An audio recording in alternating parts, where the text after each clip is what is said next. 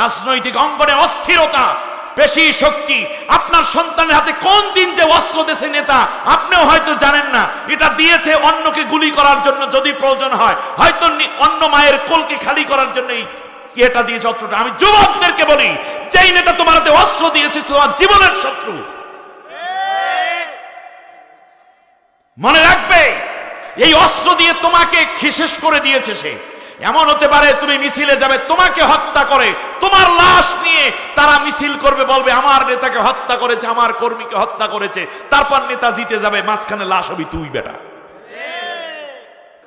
যেই নবী 7 দিন বয়সের সময় বুঝলেন অন্যের হক নষ্ট করতে হয় না, সেই নবীর উম্মতেরা 70, 77, 90 বছর বয়সে আইসাও অন্যের অধিকার নষ্ট কইরা নিজে এমপি মন্ত্রী এবং বড় রকমের কিছু হওয়ার জন্য চেষ্টা চালায়, ঠিক কিনা? যেই নবী 7 দিনের সময় বুঝলেন অন্যের হক নষ্ট করা জায়েজ নাই, সেই নবীর উম্মতেরা 30, 40, 50 বছর, 70, 80 বছর বয়সের সময় এসেও ঘুষ দিয়ে অন্যের চাকরিটা নিজে লইয়া লায়। নিজের দল দেখে তারপরে চাকরির ভিতরে ঢোকায়, নিজের দল দেখে তারপরে ই করে, অন্যের জমিন দখল করে, অন্যের বাড়ি দখল করে, অন্যের ঘের দখল করে, অন্যের পুকুর দখল করে, গাছ দখল করে, পশু দখল করে। তুমি তো নবীর উম্মত নও, তুমি আবু জাহিল্লার খাঁটি উম্মত। কষ্ট লাগছে? এই কষ্ট লাগছে? আপনি মনে করছেন নামে লাগাইবেন আপনি নবীর উম্মত, আর কাম করবেন আবু জেহেল, আবু লাহাবদের মতো, ফিরআউন নমরুদের মতো। কোনদিন তা হবে না। আপনি একটা মুনাফিক। অন্যের হক আপনার নষ্ট করার কোনো অধিকার নাই। মুহাম্মদ, আমি তখনই বুঝতে পেরেছি তুমি সাধারণ কেউ না। তোমার শরীর থেকে জান্নাতি একটা ঘ্রাণ আসত, এবং তোমাকে উটের পিঠে চড়ে যখন ভর দুপুরে আমি রওনা করেছিলাম, সেই দিন থেকে তোমাকে শিশু বেলা থেকেই আমি দেখেছি একখণ্ড মেঘমালা তোমাকে শান্ত শীতল ছায়া দিয়ে দিয়ে তোমাকে ঘিরে রাখে। তুমি কোনো গাছের নিচে বসলে গাছের ডালগুলো নিচের দিকে ঝুঁকে পড়ে যায়, কোনো দিন তুমি মিথ্যা বলো নাই। এমনকি মুহাম্মদ, আমি আর একটা জিনিস খুব বেশি লক্ষ্য করেছি, সেটা হচ্ছে এই যে আরব দেশের মধ্যে মানুষগুলো উলঙ্গ হওয়াকে কোনো দোষ মনে করতো না, বরং মনে করতো উলঙ্গ হইয়া যদি কাবা ঘর জিয়ারত করে তাহলে যেই কায়দায় একদিন আসছিলাম সেই কায়দাই আছি। এই যে নাপাক পোশাক লইয়া কেমন করে সুদ ঘুষের টাকায় কেনা পোশাক লইয়া, যেই পোশাক পইরা মদ খাইছি ওই পোশাক পইরা, যেই পোশাক পইরা জেনা করছি ওই পোশাক পইরা কেমনে আল্লাহর ঘর তোয়াব করব, এই চিন্তা করে তারা কাবা ঘরের মাতাফের ভিতরে যখন ঢুকতো তখন গোটা শরীরের সব পোশাক খুইলে তারপর মাতাফের মধ্যে নামতো নারী পুরুষ সবাই। একদিকে তারা শীষ দিত, আর একদিকে তারা হাতের মধ্যে তুড়ি দিত, তালি দিত। এরপর নিজের মতো করে 360টা মূর্তি ছিল কাবা ঘরের মধ্যে। এর মানে হচ্ছে এই যে ল্যাংডা হইয়া ওই রকম ইবাদত করাকে তারা ন্যাক মনে করতো। আমাদের দেশেও এখন একদল আছে ল্যাংডা পীর, সাহালি পীর, অমুক পীর, সমুক পীর। যেখানে 17 টাকা ফরজ, সেখানে কয় ল্যাংডা হইছে না, ল্যাংডা হুজুর মানে মাল আছে। আমি সেদিন বললাম যে মাল যা আছে তা দেখাই যাচ্ছে, আর কি মালের কথা কব। চড়ালা পীর, জডালা পীর, সালা আলা পীর, হ্যাঁ, গণিসা বাবা, এই বাবা সেই বাবা, বাবার অভাব নাই। মুসলমানদেরকে খাইছে বাবায়, আর হিন্দুদেরকে খাইছে মায়। মা দুর্গা, মা সরস্বতী, মা কালী, হ্যাঁ, তাই না? এই যে হাবি যে সব মা, ওদিকে মা আর এইদিকে বাবা। মুসলমানদেরকে খাইছে বাপে, বাবায়, আর হিন্দুদেরকে খাইছে মা। এখন বাবার মায়ের বিয়ে করাই দে যা, তবুও হোক, সন্তানগুলো কমপক্ষে বৈধ থাকুক।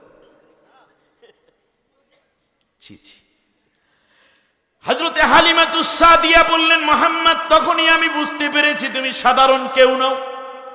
তোমার শরীরের তুমি একমাত্র কান্না করতে, খাবার না পাইলেও তুমি কান্তা না। কিন্তু যদি তোমার পরনের কাপড় ওই 7 দিন 8 দিনের সময়ও যদি তোমার সতরের কাপড় সরে যাইতো, কাঁথাটা সরে যাইতো, তখন তুমি ঘুম ভাঙতে এবং চিৎকার করতে। যতক্ষণ ঢেকে না দিতাম ততক্ষণ তোমার কান্না থামতো না। হায়া, লজ্জা কাকে কয় চিনতে হলে এখানে আসুন।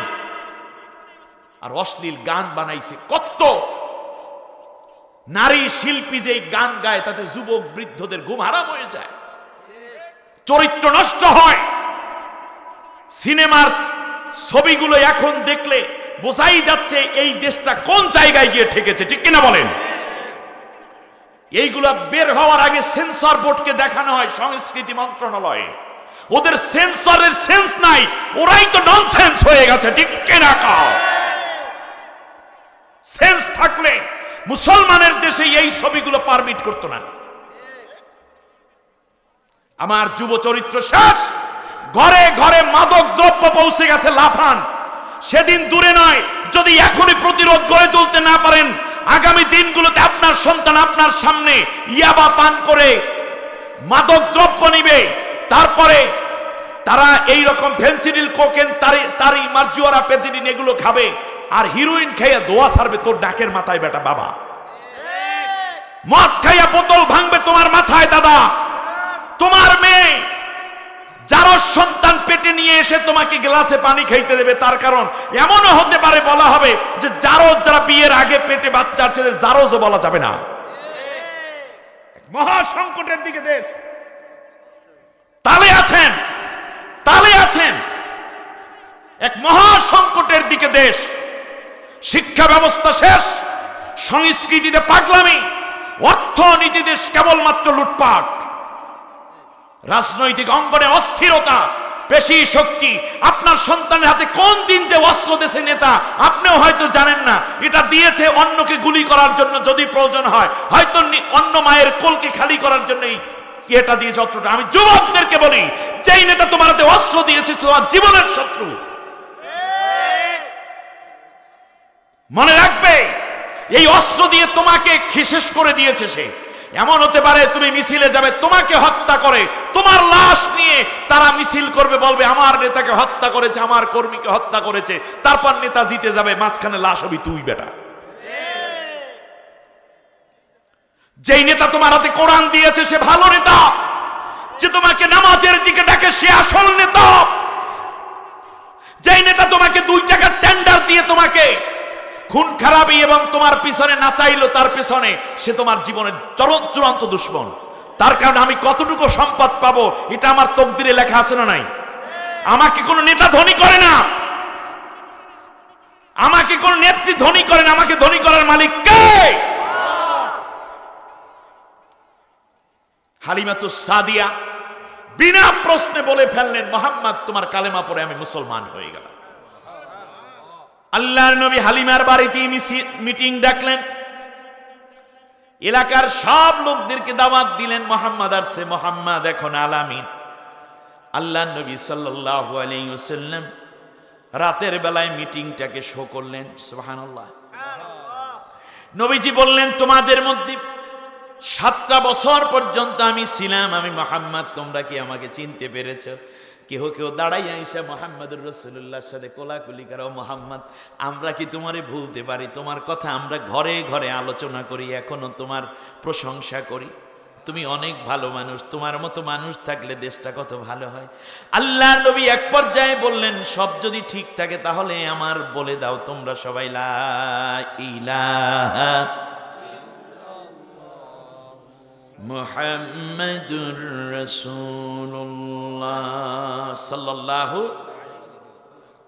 কেউ নবীজির কথা শুনলেন না, সবাই আলাদা হয়ে গেল।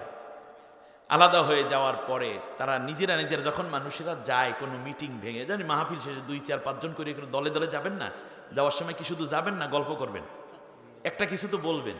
এখন বলতেছে, এই দেখ মুহাম্মদকে আমরা তো সরাসরি অ্যাটাক করতে পারি না, তাহলে নতুন প্রজন্মকে ডাক।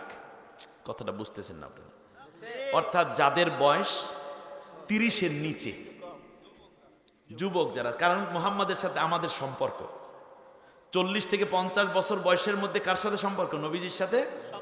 তাই তাদের ছেলে মেয়ে আছে, তার পরের প্রজন্ম, নতুন প্রজন্ম যেদেরকে আমরা বলি, হ্যাঁ, এই নতুন প্রজন্মকে ডাকো, কারণ তারা মুহাম্মদ সম্বন্ধে কিচ্ছু, বাস্তব ইতিহাস তাদের জানা নাই। অতএব এই ইতিহাস জানে না এইরকম প্রজন্ম আছে কারা? ওই সময়ের যারা ছাত্র ছিল, যুব সমাজ ছিল, যারা ছিল অন্য টাইপের, তাদেরকে বলল যে আগামীকালকে মুহাম্মদ যদি এদিক দিয়ে যাওয়া শুরু করে পাথর মাইরে শেষ করে দেবা। তাহলে নবীকে হত্যা করার জন্য ব্যবহার করা হয়েছে কাদেরকে? অতএব মনে রাখবেন, যারা সঠিক ইতিহাস জানে না তাদের কি ইতিহাসের শ্রেষ্ঠ পুরুষদেরকে হত্যার কাজে ব্যবহার করা হয়। কিছু ঐতিহাসিক কথা বলে গেলাম, কবে আবার আসবো, কবে বলবো। এই জাতির যদি সঠিক ইতিহাস জানা থাকে এবং থাকতো, তাহলে এই জাতি এত বিব্রত হইতো না। এবং যারা ইতিহাস জানে না তারা সামনে যেটা দেখে ওটাকেই তাদের কাজ মনে করে। এই জন্য তাদের হাতে পাথর তুলে দেওয়া হলো যারা 40-এর নিচে বয়স, আর 40 থেকে 50 যারা, তারা ইতিহাস জানে। এই কারণে ওই কাজে তাদেরকে ব্যবহার করায় নেই।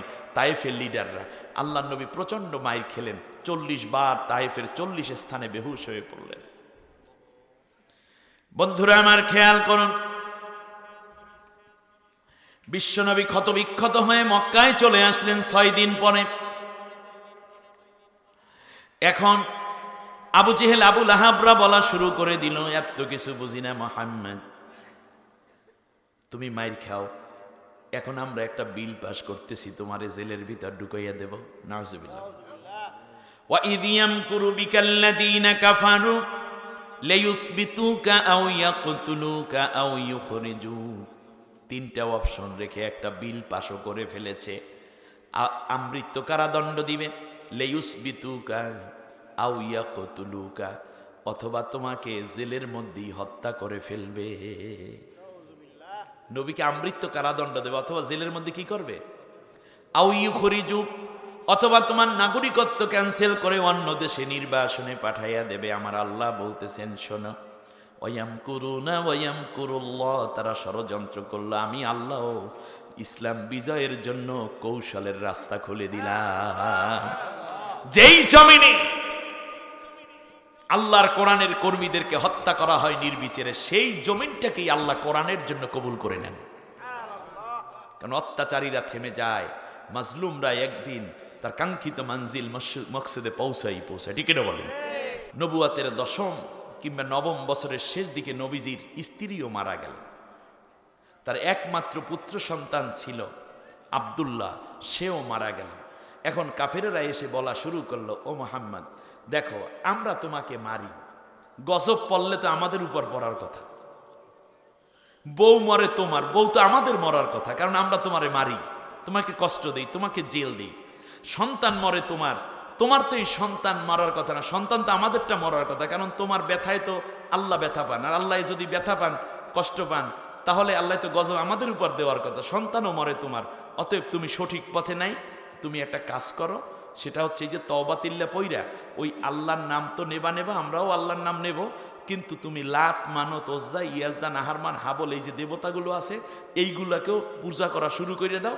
এরা যদি সুস্থ, এরা যদি সুন্দর করে দোয়া দরুদ কইরা আল্লাহর কাছে তোমার কাছে বলে, তাহলে তোমার আর কোনো অসুবিধা হবে না, তুমি বিজয় লাভ করতে পারবে।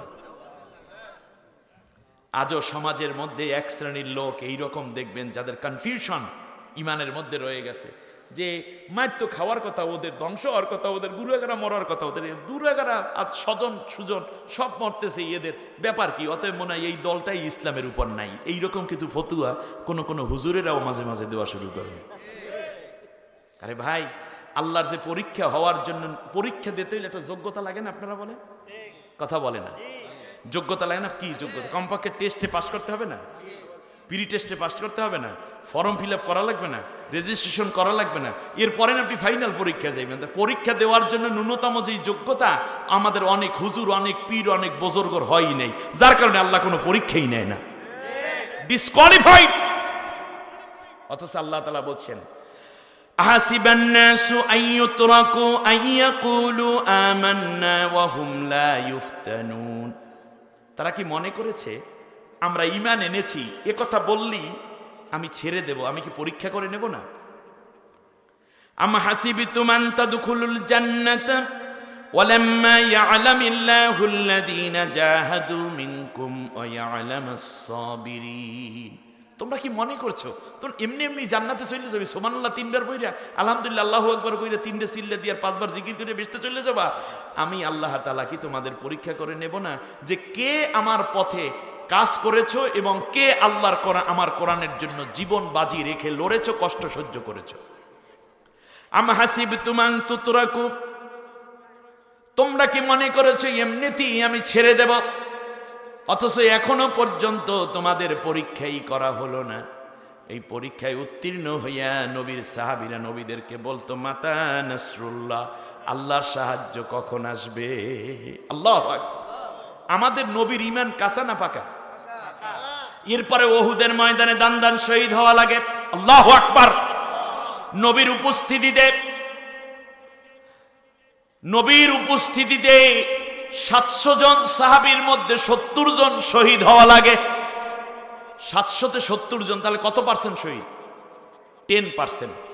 100 জনের মধ্যে 10 জন, 10% শহীদ। তার মধ্যে আমির হামজা আছে না, হানজালা রাদিয়াল্লাহু আনহু আছে না? কথা বলেন না কেন আপনারা? নবীর ঈমান এত পাকা, এরপরও কামেরা নামক এক দুশমন নবীর পাথর মেরে নবীর দান দান শহীদ করে দিল।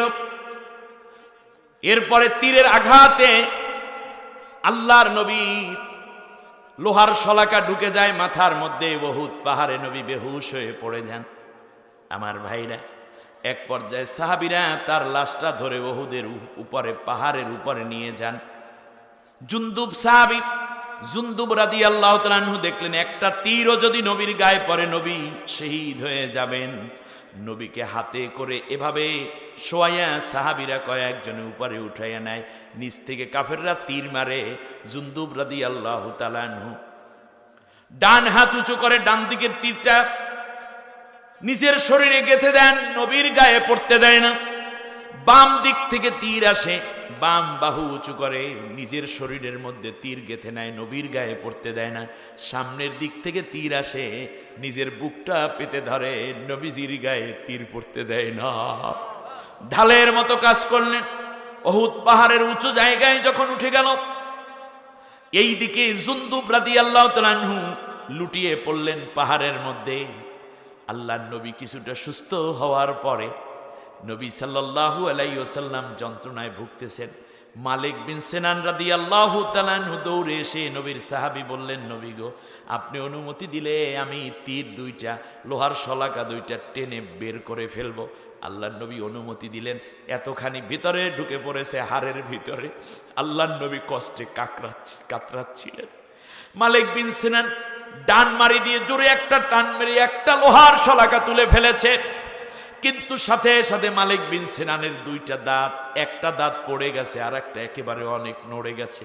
এবার বাম মারি দিয়ে আর একটা দাঁত, আর একটা লোহার শলাকা ধরে জোরে টান মেরেছে, কারণ জানে হাত দিয়ে টান দিলে উঠে নাও আসতে পারে, নবী আরো কষ্ট পাবে। এই চিন্তা করে দাঁত দিয়ে জোরে ধরে টান মারলো, আর একটা লোহার শলাকা বেরিয়ে আসলো। কিন্তু হযরতে মালিক বিন সিনানের দাঁত এবারেও একটা পড়ে গেল। এত গভীরে ঢুকে পড়েছিল লোহার শলাকা। আল্লাহর নবীর ক্ষত স্থান দিয়ে ফিনকি দিয়ে রক্ত পড়ছে। নবীর এক কলিজার টুকরা সাহাবী দূরে দাঁড়াইয়া দাঁড়াইয়া চোখের পানি ছেড়ে কান্দে, আহারে নবীর এত কষ্ট। সাহাবীর নাম আবু উবায়দা ইবনুল জাররাহ রাদিয়াল্লাহু তাআলা আনহু। দৌড়ে এসে আল্লাহর নবীর মাথা বেয়ে, সুনুরের চেহারা বেয়ে, দাড়ি ভিজে ভিজে টপ টপ করে জমিনের দিকে তাজা রক্ত যখন বেয়ে পড়া শুরু হবে, এমন সময় দৌড়ে এসে জিহ্বা দিয়ে আল্লাহর নবীর রক্তগুলো চেটে চেটে পান করা শুরু করে দিলেন। আল্লাহর নবী ক্লান্ত চেহারা সাহাবীদেরকে ডেকে বললেন, ও আমার সাহাবীরা রে, দুনিয়ার বুকে যদি কোনো জান্নাতি মানুষ দেখে তোমাদের কলিজা ঠান্ডা করতে চাও, তাহলে আবু উবায়দা ইবনুল জাররাহকে দেখে রাখো। তার কারণ, যেই দেহের মধ্যে আমি মুহাম্মদুর রাসূলুল্লাহ সাল্লাল্লাহু আলাইহি ওয়াসাল্লামের রক্ত গেছে, ওই শরীর কোনোদিন জাহান্নামের আগুন জ্বালাতে পারবে না। আল্লাহু আকবার। কিছুক্ষণ পরে নবী স্বাভাবিক হলেন। এই দিকে আল্লাহর নবী বললেন, যেই সাহাবীরা শহীদ হয়েছে সবাইকে সারিবদ্ধভাবে সাজাও। তার মধ্যে ওই যে জুনদুব রাদিয়াল্লাহু আনহু নবীকে হেফাজত করার জন্য যে ঢালের মতো দাঁড়িয়েছিল, আলী কাররামাল্লাহু ওয়াজহাহু সহ আব্দুর রহমান বিন আউফ এবং আবু বকর, এই তিনজনে ধরে জুনদুবের মরা দেহটা নিয়ে আসছে। আল্লাহর নবী সাল্লাল্লাহু আলাইহি ওয়াসাল্লাম বললেন, আলী রে, জুনদুবের শরীরের মধ্য থেকে তীরগুলা টেনে টেনে বের করে নাও। হযরতে আলী রাদিয়াল্লাহু তাআলা আনহু বলেন, আমি তীরগুলো একটা একটা করে টেনে বের করা শুরু করে দিলাম। একটা দুইটা তীর নয়, বরং 81টা তীর আমি জুনদুবের শরীর থেকে টেনে টেনে বের করেছি। 81টা তীর। আপনি কি চিন্তা করতে পারেন এই সাহাবীদের ঈমান কাঁচা না পাকা? তা আল্লাহ এরপরও পরীক্ষা করে। আবু বকর রাদিয়াল্লাহু আনহুর ঈমান কাঁচা না পাকা? এর মানে ঈমান যখন পাকা, তার পরীক্ষাটাও পাকা। নবীদের পরীক্ষা হয়েছে সবচেয়ে বেশি। তারপর যারা ঈমানদার তারাই হবে পরীক্ষায় উত্তীর্ণ। অতএব আল্লাহ তাআলা নবীদের এই পরীক্ষার দ্বারা নবীদের মানোন্নয়ন করেছেন। পরীক্ষা না হলে কি মানোন্নয়ন হয়? এই যে সামনে পরীক্ষা আসতেছে, মনে করেন এসএসসি এইচএসসি পরীক্ষা দিতে হবে। এখন একটা ছেলে খুব ভালো, পরীক্ষা দেবে না, আপনি বলেন এই ছেলে কি কোনোদিন সার্টিফিকেট পাবে? এই ছেলে কোনোদিন চাকরি পাবে? তাহলে এই কথাটা যদি বোঝেন, ভালো ছেলে হইলে সে তো পরীক্ষা দিতে আরো আগ্রহী হয়ে উঠবে। অতএব ঈমানদার যদি পাকা হন, তাহলে জিহাদের ময়দানে দাঁড়িয়ে যেতে হবে, তারপর পরীক্ষা দিতে হবে। আল্লাহর দ্বীন প্রতিষ্ঠার আন্দোলনে যত অত্যাচার আসুক, তখন ইস্তেকামাত থেকে আল্লাহ তাকবীর ধ্বনির মাধ্যমে কোরআনের বিধান প্রতিষ্ঠা আন্দোলনে শামিল থাকতে হবে। ঠিক না বলেন? তুমি তো নাই, বরং উল্টা পাল্টা কথা বলতেছে। এর মানে তোর সার্টিফিকেট দূরের, পরীক্ষা দূরের, রেজিস্ট্রেশনই এখনো হয়নি। আমাদেরকে মজবুত ঈমানদার হওয়ার তৌফিক দান করুন, সবাই বলি আমিন। আল্লাহ নবী সাল্লাল্লাহু আলাইহি ওয়াসাল্লামের কথা বলছিলাম, এত অত্যাচার পীড়ন। আল্লাহ রাব্বুল আলামিন বললেন, নবী গো, আমি ওই সূর্যের কসম করি, মধ্য প্রহরের কসম, এই একেবারে আলোক ঝলমল দিন, আবার কখনো গভীর রাত, অন্ধকার। মনে রাখবে, মা ওয়াদ্দাআকা রব্বুকা ওয়া মা ক্বালা। কাফেরেরা কি কয় আর না কয়, আমি তোমাকে ভুলেও যাইনি, আমি তোমাকে ছেড়েও দেইনি। সুবহানাল্লাহ বলেন।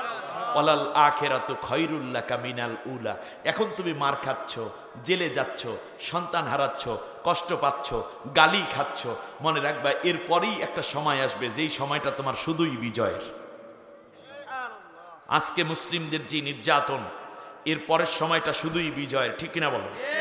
সেই বিজয়ের লক্ষ্যে আমাদেরকে কাজ করতে হবে। আমরা বেঁচে আছি, থাকবো না মারা যাব, সেই বিষয়টা দরকার নাই। হয়তোবা বাঁচবো, নয়তো মরবো, কিন্তু এই জমিন ইসলাম, ঈমান, তাহজিব, তামাদ্দুন কোন নাস্তিক, মোরতাদ, কাফের, মুশরিক, তাগুতের হাতে বিক্রি হতে দেব না। সাবধান জাতি। ওয়ালাল আখিরাতু খায়রুল লাকা মিনাল ওয়ালা সাওফা ইউতিকা রাব্বুকা ফাতারদা। আমি তোমাকে এমন কিছু দেব নবী, তুমি খুশি হয়ে যাবে। প্রায় অর্ধেকটা ভূখণ্ড মুসলিমদের হাতে আল্লাহ এক সময় তুলে দেন নাই, ন্যায় ইনসাফের ভিত্তিতে। যেই দিন মক্কা থেকে নবীকে হিজরত করে চলে যেতে হলো, তার মাত্র 8 বছর পরে আল্লাহ নবী প্রেসিডেন্ট হয়ে মক্কায় ঢুকেছেন। এ সম্মান দিয়েছেন কে? যেই সন্তানটি জন্মের আগে তার পিতা দুনিয়া থেকে বিদায় হয়ে গেলেন, দুধ মায়ের কাছে লালিত পালিত হলেন। 8 বছর বয়সের সময় তার মা মরে গেলেন। 6 বছর বয়সের সময় তো মা পৃথিবী থেকে বিদায় হয়ে গেলেন। এমনি করে করে দীর্ঘটা সময় পর্যন্ত আল্লাহর নবীর কষ্টের জীবন, মক্কায় টিকে থাকতে পারলেন না। এক দাঁড়ানোর মতো একটা ভূমি ছিল না। এজন্য আল্লাহ তাআলা বলছেন যে আলাম ইয়াজিদকা ইয়াতীমান ফাআওয়া। আমি তোমাকে ইয়েতিম পাইয়ে কি লালন পালন করি নাই? ওয়াজাদাকা দাল্লান ফাহাদা। তুমি হেদায়েতের জন্য পাগল পারা ছিলে, তারপর আমি কোরআন নাজিল করে কি আমি তোমাকে হেদায়েত দেইনি? ওয়াজাদাকা আইলান ফাআগনা। আমি দারিদ্র অবস্থায় তোমাকে পেয়েছি, মক্কায় একটু দাঁড়াবে সেই জায়গাটাও ছিল না, আমি কি তোমাকে ধনী করে দেই নাই? সুবহানাল্লাহ পড়বেন না? তুমি ছিলে ম্যানেজার, সেখান থেকে আমি দুনিয়ার গোটা পৃথিবী তোমার হাতে তুলে দিয়েছি শ্রেষ্ঠত্ব সম্মানের জায়গায়। ফাআম্মাল ইয়াতীমা ফালা তাকহার। সুতরাং তুমি ইয়াতিমদের প্রতি কঠোর হবে না। আপনারা কি এতিমখানার প্রতি কঠোর হবেন? নিজের সন্তানকে খাওয়ানোর আগে এতিমকে খাওয়াবেন। আপনার সন্তানের খাওয়ার দায়িত্ব নেবেন কে? নবীজি বলেছেন, আমি ছিলাম ইয়াতিম, দুনিয়ায় যারা ইয়েতিমের লালন পালনের ভার নেবে, কিয়ামতের দিন ওই উম্মত আর আমি একই জান্নাতের মধ্যে থাকবো। 2টা আঙ্গুল পৃথক ছিল, নবী একটু লাগিয়ে দিয়ে বলেন একই জান্নাতে থাকবো। সুবহানাল্লাহ বলেন। ইয়াতিমকে ধমক দিবে না, ওর মাথার মধ্যে হাত দিবে, প্রত্যেকটা চুল তোমাকে এক এক করে নেকি তোমার আমলনামায় দান হয়ে যাবে। ইয়াতিমকে বুকে নিবে, কোলে নিবে, ইয়াতিমকে খাওয়াবে। সুবহানাল্লাহ বলেন। ওয়া আম্মা সাইলা ফালা তানহার, যদি কেউ তোমার কাছে কিছু চায় তাহলে তাকে ধমক দিয়ে তাড়িয়ে দিবে না। ওয়া আম্মা বিনিআমাতি রাব্বিকা ফাহাদ্দিস, আর আমি যে তোমাকে এত নেয়ামত দিলাম, এই নেয়ামতগুলো তোমরা মানুষের কাছে বর্ণনা করবে, তুমি সবাইকে জানিয়ে দিবে। সুবহানাল্লাহ বলেন। আল্লাহ সুবহানাহু ওয়া তাআলা এই কষ্টের পরে যেই মহা শান্তির কথা বলেছেন সেটা যেন আমাদেরকে ভোগ করার তৌফিক দেন। আর দ্বীন, ইসলাম, ঈমান, তাহজিব, তামাদ্দুন, স্বাধীনতা, সার্বভৌমত্ব রক্ষার জন্য যে কোনো ডাক, যে কোনো ত্যাগ করতে সবাই প্রস্তুত থাকবো। আল্লাহ আমাদেরকে কবুল করুন।